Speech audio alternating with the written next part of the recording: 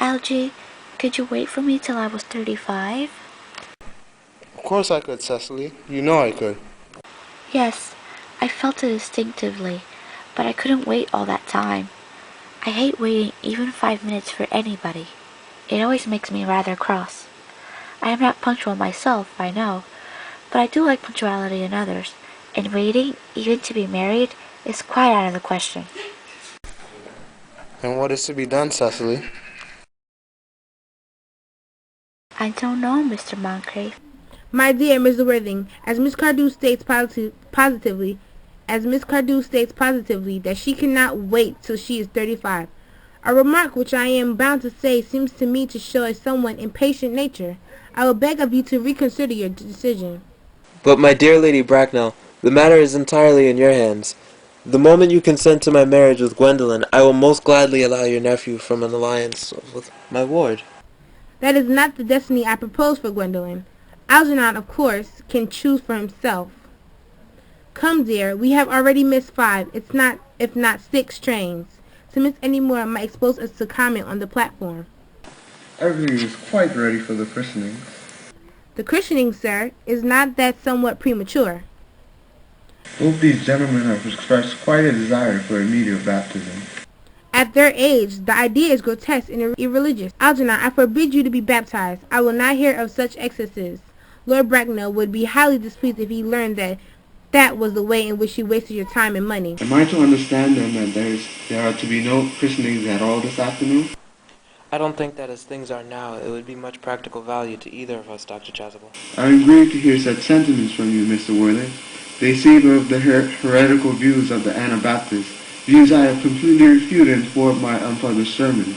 However, as your present mood seems to be one peculiarly secular, I will return to the church at once.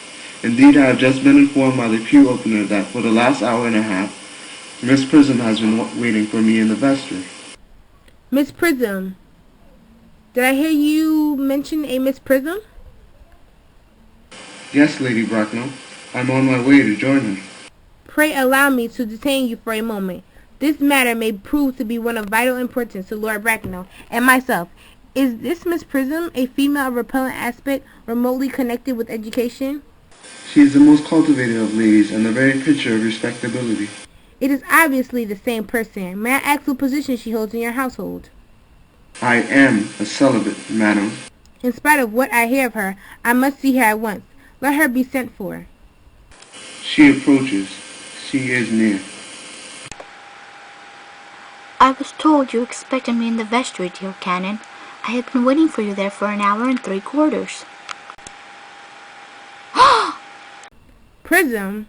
Come here, Prism. Prism, where is that baby? 28 years ago, Prism, you left Lord Bracknell's house, number 104, Upper Grosvenor Street, in charge of a perambulator that contained a baby of the male sex. You never returned. A few weeks later, through the elaborate investigations of the Metropolitan Police, the perambulator was discovered at midnight, standing by itself in a remote corner of Bayswater. It contained the manuscript of a 3-volume novel of more than usually revolting sentimentality. But the baby was not there. Lady Bracknell, I admit with shame that I do not know. I only wish I did. The plain facts of the case are these. On the morning of the day you mention, a day that is forever branded on my memory, I prepared as usual to take the baby out in its perambulator.